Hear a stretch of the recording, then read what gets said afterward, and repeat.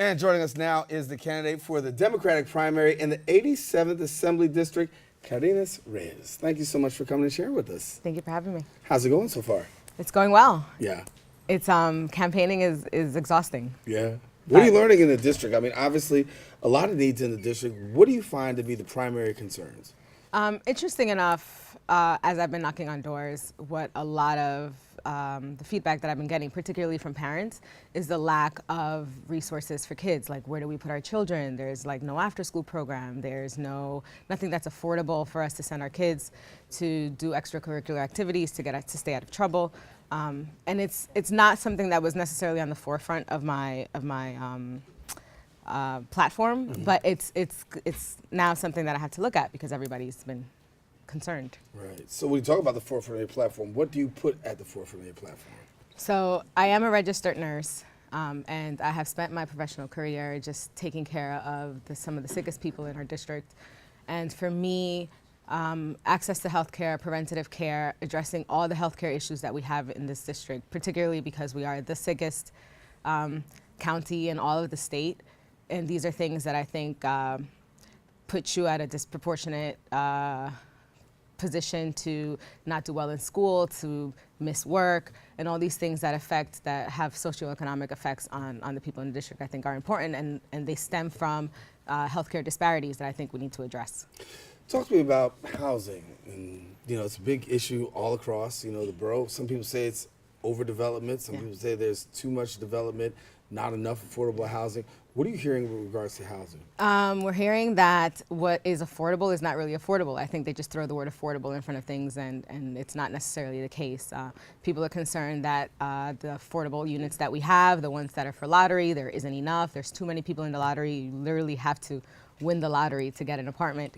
And the few apartments that we have are no longer affordable. So people are looking to see more development, but development that they can access.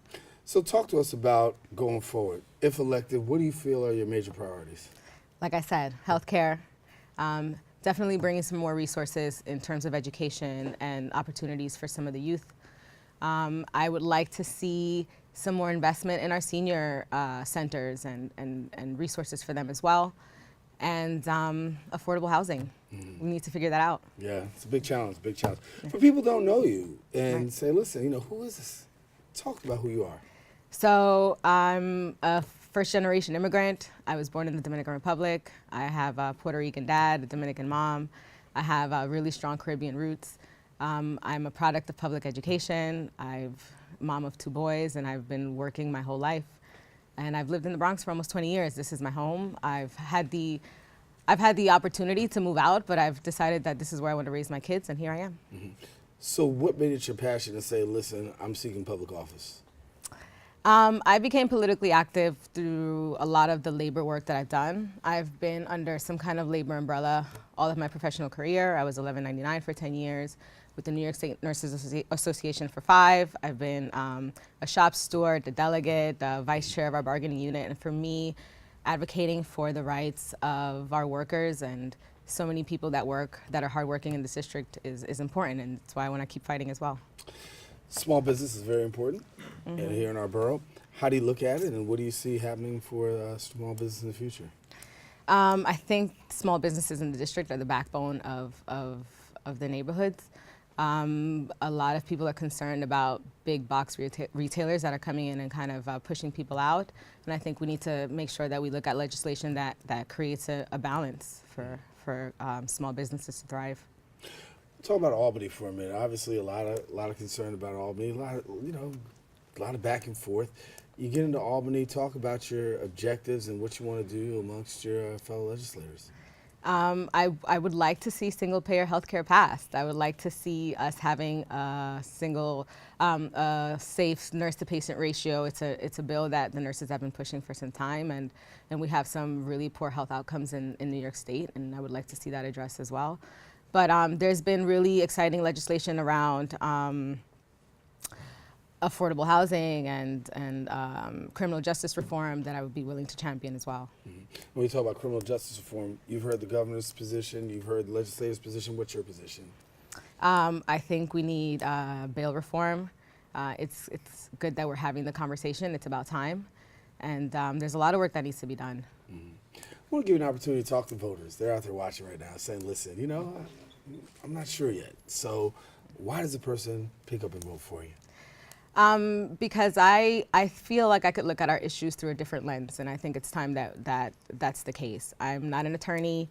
I'm not an organizer. I am a mom. I am a nurse. I'm somebody who has dedicated to her life to caring for people who need it the most and advocating for those people. And I feel like it's time that we look at our issues through a different lens, and I believe I bring that to the table. And so we got a little bit under 2 minutes left to talk about, your campaign and what's going on. Talk about the future. Where do you see your campaign going? We're getting close to that day. What's the strategy? Our focus is door knocking, really grassroots. You might see me in the train stations here and there, but for me, it's important to door knock, and GOTV efforts are coming up, so just working hard. When you hear these people and you see these people, whether it's door knocking or at the train station, what is the main things that you're actually hearing, and what resonates with you? They're excited to see a woman running for office to represent this district. They're excited to see somebody of color. They're excited to see somebody who's young and new, and I'm excited to be that person. And so going forward, obviously a lot of work ahead of you. What has been the biggest challenge in all of this? The biggest challenge has been for me having to not be a nurse. Oftentimes I'm the kind of person that if something needs to get done, I just go ahead and do it. And they've kind of had to tell me to sit back, just delegate, let us handle some things. But for me, I like to get things done. Your final message to voters out there? It's important that we vote. We have very poor voter turnout, and I think people need to start really getting involved and actually exercising their right and voting. All right, Karines Reyes, thank you so much for coming and Thank sharing you with for us. having me. All right, listen, stay with us. We got more. Coming right back.